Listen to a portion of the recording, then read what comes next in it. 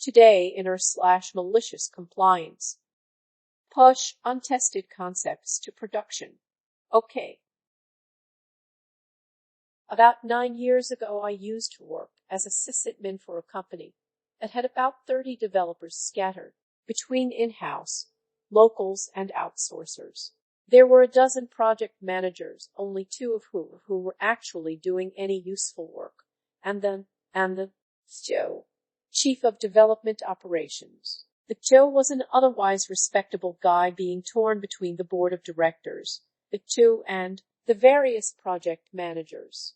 He was stretched thin, and towards the end of his employment, less and less in the office. Because of this, a few PMs were running rampant, including one we'll call the Brain. The Brain was a self-congratulatory developer who was intelligent and knew a lot about coding, but he was really terrible about process and had a short temper. This made him a terrible POM. He was also a jacked-up new age bronc with all kinds of Sanskrit-Hindi tattoos and photos of him on top of mountains and doing endurance challenges. In lunch meetings, he usually comment on your diet choices. You putting that in your body. You know all the nutrition in that is wasted in the small intestine. Bad fuel. No fuel biscuit. You get the type. One of his most annoying bits was he always wanted to use bleeding edge, not ready for prime time, tools and procedures. If there was a paper on the topic, he was on it like a bloodhound. Enter Docker. For those who don't know it, Docker is a way to make little micro-operating systems that work right off the host system's kernel. They call them containers, and they differ from virtual machines in the fact they make a little microcosm that has just enough libraries and packages to run your application, and nothing more. They have been around for about a decade, and before that, they were called fruit jails and more theory used for small applications in the production arena, such file transfer protocol services. Docker was a way to automate all of this.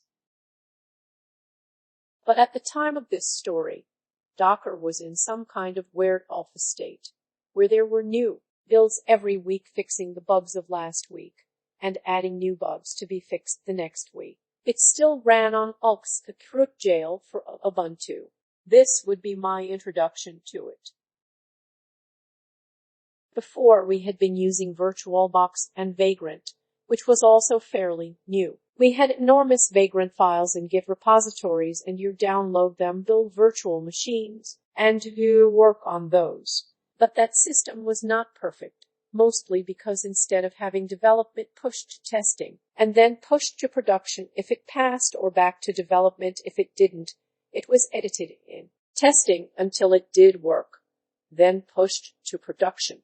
So development was never reflective of the actual production environment, and not updated with fixes, so often you'd refuck something you unfucked last week. What made it even more confusing was there were dozens of development environments depending on which developers in-house, locals, or outsourcers were using it. We'd have 4 or 5 times as many development servers for each production server, and they often conflicted with one another.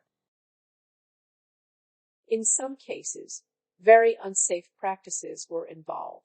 We had a shopping cart application, for instance, with a world-writable catch that, if you figured this out, could hand edit your cart and change the price of everything to $0 and check out with as many products as you wanted for free. Luckily, we had a niche customer base who were not tech savvy, but we had a lot of security going on. At one point, the Brain said that we were using Docker from now on, just out of the blue.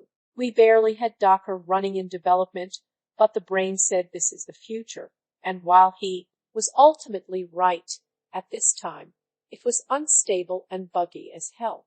After weeks of painful development, made worse by the fact our outsourcers were complete idiots with a bucket of crabs mentality, one of the things they did was purposefully obfuscate their code into human unreadable, machine-readable gibberish. So they had hundreds of PEP scripts that looked like solid blocks of random text where no one knew what they did or what they meant, making troubleshooting near impossible to the other coders. So, when they failed in testing, send it back to the outsourcers. This was their intent in job security, I am gathering. Anyway, so we had this vital application used by over 100 users, which, while not perfect at least, looked on the surface fairly stable. It only crashed a few times a day, and there were scripts that could detect this and get things running again before anyone noticed. Downtime was reduced to less than a minute, which you could blame on the network or heavy volume. In development, Docker was very unstable, and despite the fact Docker had its own restart upon fail settings, it couldn't detect all the fail states of the buggy application. Our own scripts were not Docker savvy, and the clutch fix of the original clutch was not working. After months of lingering in horrible, mutated states. Kill me. The brain got so agitated we weren't getting anywhere. He channeled his inner Bill really. Fuck it. We'll do it live. But it's failed tests A, B, and S. We haven't even started testing I and S. Push it to production. We haven't even done volume and traffic test. We'll do it live. His theory was, as he explained in the post-disaster analysis, to sink or swim the entire development team who, in his opinion, were just dawdling crybabies too scared to do anything but whine about having to do actual work that they were hired for. As the lone Linux admin, I voiced my objections several times, which the brain just laughed at. This is the real world, kiddo. I got it all in writing, with my boss said. This fueled the brain's crybaby accusation because I didn't do anything without Daddy Boseman's approval. My boss, the two didn't like the brain very much, but a lot of the board of directors did, so he kept quiet and gave him as much rope as he asked for. The only objection he had was, I hope you have a backup plan. I did. I actually spent the night before making backups and restore scenarios because I was positive that this was going to be an unmitigated disaster. But I had never done this kind of restore in production, and scripted as much as I could ahead of time, taking the changes into consideration. Production was complicated because of the networking environment that production was cocooned in. The only way in or out was tightly restricted by Cisco's iSet of tools, and I won't even get into that mess. The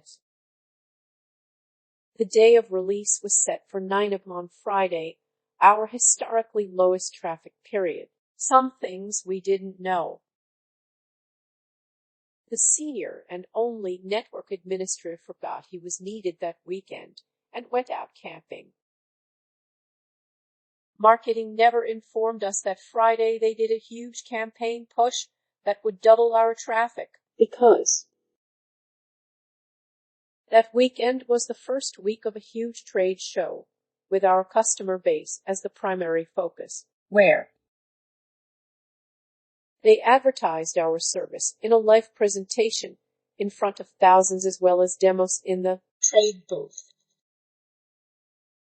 There were a dozen new features and services that I was not informed of, including connections to other services. The outsourcing team had figured out a way to falsify results in testing by fooling our measures for the health of applications, New Relic, among others, into reporting things were okay.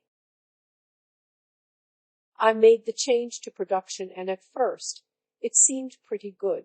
I was mildly surprised that the entire website interface had changed, because up until this point, I was only looking at the back end. But one of the banners to our partner did not load. I traced why and realized that ICE prevented weak applications, and the IP wasn't in the approved connections list. I tried to get hold of the network admin, but got no response. He wasn't online. either. Oh well, that's only one blind banner among. Wait. Now the entire site won't load. Oh, there it is.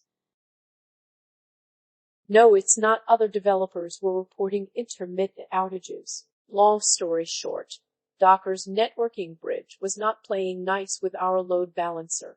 I tried repeatedly to get in touch with the networking admin, but again, he wasn't answering his cell or pages. The two started talking about rolling back. The brain just laughed it all off, calling it the price for pedal to the metal. We started a conference call. But by 11 p.m., it was obvious that the site was barely working. Finally, the brain relented to rolling back, which I was already prepared for. Or so I thought. Apparently, one of the changes was how the Docker application wrote to the database, and then the changed database was not backwards compatible. Thus, now the old site was fucked. We called in one of our best who, after an hour or so of trying various things, said that we would have to restore from a backup database and rebuild everything from various incremental dumps made throughout the week. This did not include any of the changes marketing made for the trade show, which was apparently a massive push earlier that morning. The person who made the changes was not reachable. It turned out she was on the trade show floor, unreachable because the convention center blocked cell signal to prevent tethering, and so she turned off her phone. And when we finally did get hold of her on Saturday afternoon, she said all the changes were back at the office and not with her. The company had to pay for emergency tickets to fly her back to the office to repush the changes, and due to a weather situation, her flights were delayed, and she didn't get back to the office until Sunday afternoon. By Sunday evening, we had our site up and working as it was Friday afternoon, which was fine with everybody.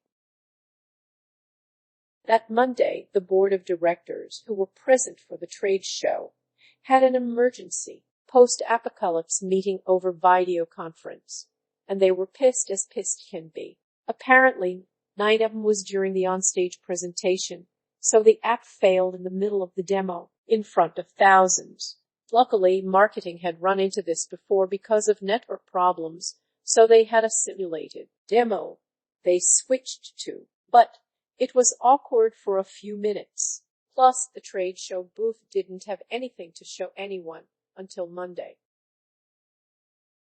The brain doubled down on his insistence that he did the right thing and threw everyone else under the bus in front of his bored friends. I was blamed, Tu was blamed, the networking admin was blamed, and even the DBA was blamed.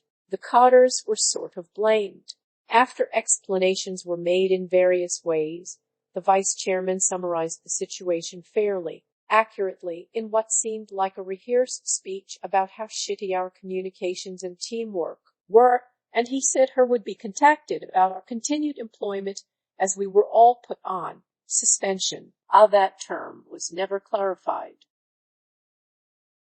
Within a week, the brain, I am not sure if he was fired or quit, but suddenly the Joe, who was out that week due to a family situation, said the following Monday that this project was now being run by one of the other PIN, actually one of the better ones, and that we should consider business as usual moving forward. There were countless meetings afterwards discussing the disaster, many which devolved into shouting matches, and eventually I quit because the stress was way too much, off to do some freelance work for a while. The company was bought out a few years later. Everyone was let go.